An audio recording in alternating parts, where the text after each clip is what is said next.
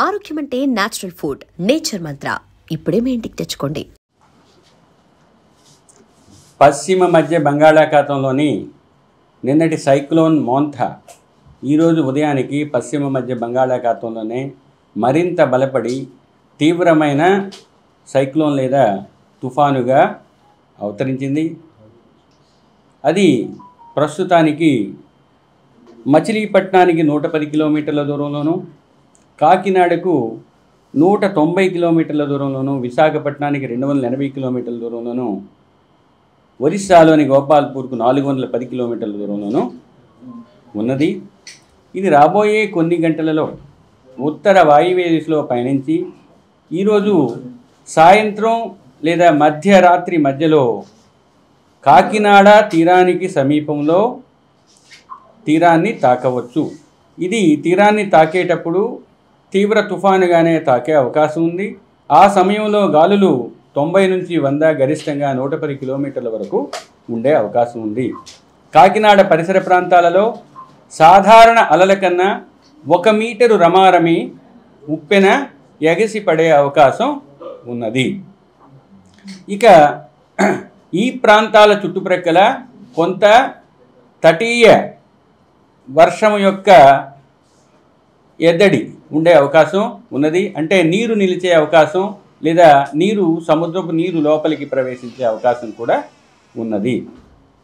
ఇక ఈ 2 రోజుల్లో ఉత్తర దక్షిణ కోస్తా జిల్లాల్లో అత్యధిక ప్రాంతాలలో తేలికపాటి నుంచి మోస్తరు వర్షాలు పడే అవకాశం ఉంది. 3వ రోజున ఉత్తర కోస్తాలో పలు ప్రాంతాలలో, దక్షిణ కోస్తాలో కొన్ని ప్రాంతాలలో తేలికపాటి నుంచి మోస్తరు వర్షాలు పడే అవకాశం ఉంది.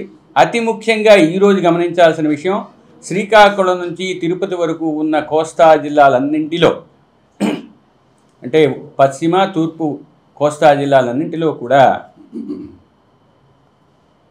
భారీ నుంచి అతి భారీ, కొన్ని చోట్ల అత్యంత భారీ 1-2 చోట్ల పడే అవకాశం ఉంది. ఇక నంద్యాల, వైఎస్ఆర్ కడప మరియు అన్నమయ్య జిల్లాల్లోని 1-2 చోట్ల భారీ నుంచి అతి భారీ వర్షం పడే అవకాశం ఉంది. అందుచేత అత్యంత భారీ ఉన్న చోట్ల రెడ్ వార్నింగు, భారీ నుంచి అతి భారీ ఉన్న చోట్ల ఆరెంజ్ వార్నింగు ఇవ్వటం జరిగింది. ఇక పశ్చిమ రాయలసీమ జిల్లాలైన కర్నూలు, అనంతపూర్, శ్రీ సత్యసాయితో పాటు చిత్తూరు జిల్లాలోని 1-2 చోట్ల భారీ వర్షానికి ఆస్కారం ఉండే అవకాశం ఉన్నందువల్ల ఆ జిల్లాలకు ఎల్లో వార్నింగ్ ఇవ్వటం జరిగింది. ఇక 2వ రోజు కూడా కోస్తా జిల్లాల్లో కొన్ని చోట్ల భారీ నుంచి అతి భారీ, కొన్ని చోట్ల అత్యంత భారీ పడే అవకాశం ఉంది కాబట్టి ఆ జిల్లాలకు కూడా ఇవ్వటం జరిగింది. ఇక ఫ్లాష్ ఫ్లడ్స్ లేదా తత్కాల వరద, అంటే కొంచెం తక్కువ సమయంలో వరద సంభవించే ప్రదేశాలు కోస్తా ప్రాంతాల్లో ఉన్నాయి. అందువల్ల ఆకస్మిక వరద ఉండే ప్రదేశాలని మీకు గ్రాఫికల్ రూపంలో సూచిస్తాను. ఇక మత్స్యకారులు ఈరోజు కోస్తా తీరం వెంబడి తీరం ఆవల 60 నుంచి 70 కిలోమీటర్లు, గరిష్టంగా 80 కిలోమీటర్ల వేగంతో గాలులు వీచే అవకాశం ఈరోజు మధ్యాహ్నం వరకు ఉంది. మధ్యాహ్నం తరువాత ఈ గాలుల యొక్క తీవ్రత పెరిగి 90 నుంచి 100 వరకు క్రమంగా పెరిగే అవకాశం ఉంది. గరిష్టంగా 110 కిలోమీటర్ల వరకు చేరే అవకాశం ఉంది.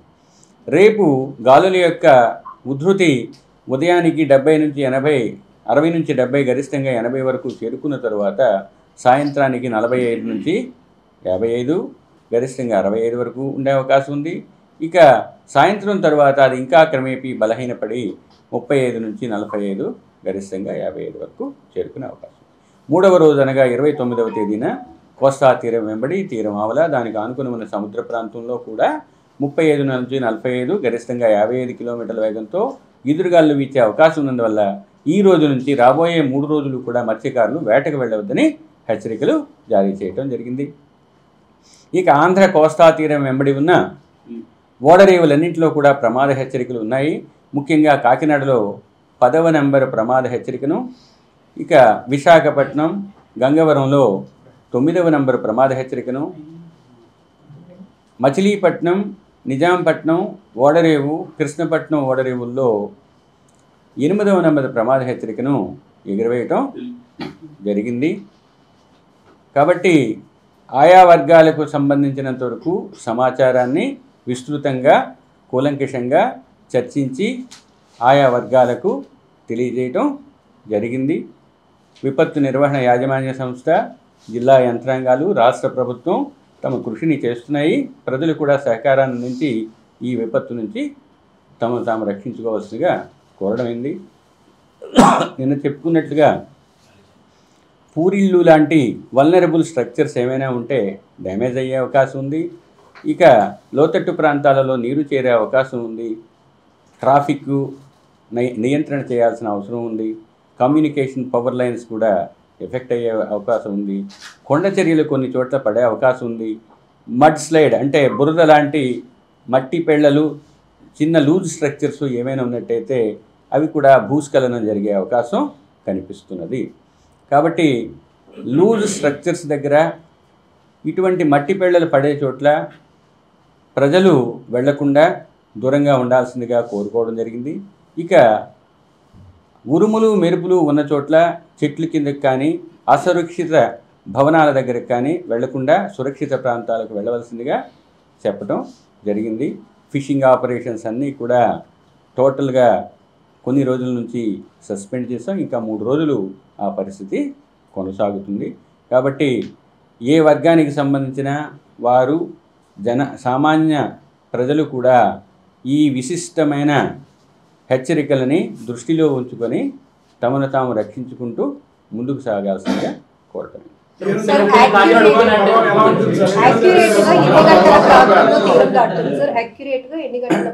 యాక్యురేట్ అని చెప్పటం కరెక్ట్ కాదు. ఎందుకు అంటే ఇది ఒక ఫేజ్లో ఒక సైక్లోన్ ఉందంటే దానికి ఒక ఐ ఉంటుంది, ఐ చుట్టూ క్లౌడ్ వాల్ ఉంటుంది. ఈ మొత్తం స్ట్రక్చర్ మూవ్ అవుతుంది. కాబట్టి ఇన్ని గంటల మధ్య అని చెప్తారు ఇప్పుడు కూడా. కానీ ఇప్పుడున్న పరిస్థితుల్లో సాయంత్రం నుంచి రాత్రి లోపల తీరాన్ని తాకే అవకాశం ఉంది. ఇప్పుడు మీకు చెప్పినట్లుగా కాకినాడకి ఇంకా 190 కిలోమీటర్ల దూరం ఉంది.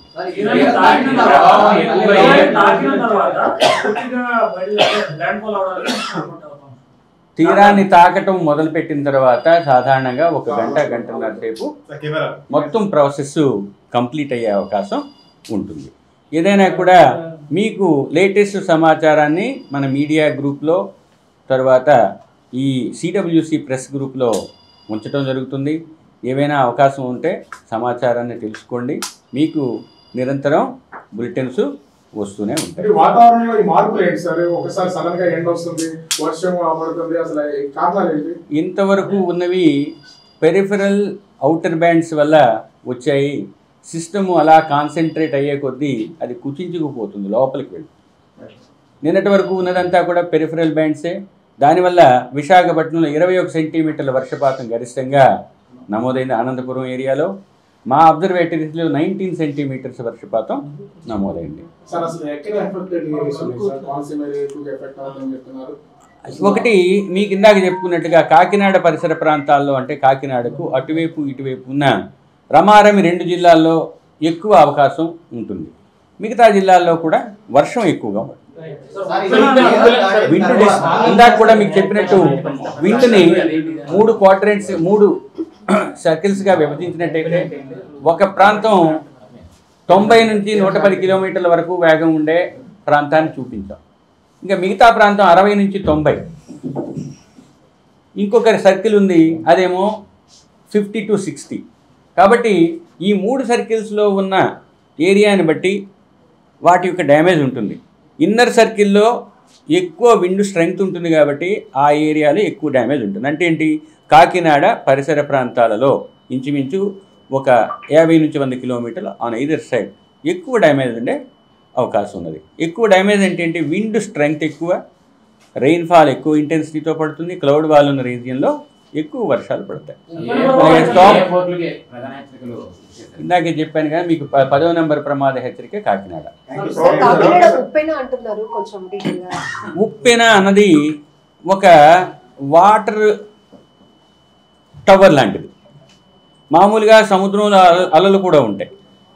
ఆ అలలు కూడా వాటికి వేవ్స్, క్రెస్ట్ ఇవి ఉంటాయి, ట్రఫ్స్. అది కాకుండా సముద్రానికి దగ్గరగా వచ్చేప్పుడు ఒక స్తంభంలాగా నీరు 1 మీటర్ ఎత్తు వరకు ఎక్యుములేట్ అయ్యి అది కోస్తా తీరాన్ని ప్రభావితం చేస్తుంది. ముఖ్యంగా ఆ నీరు లోతట్టు ప్రాంతాల్లో చేరి ఉప్పు నీరు కూడా చేరే అవకాశం ఉంటుంది. దాన్ని కోస్టల్ ఇనండేషన్ అంటారు.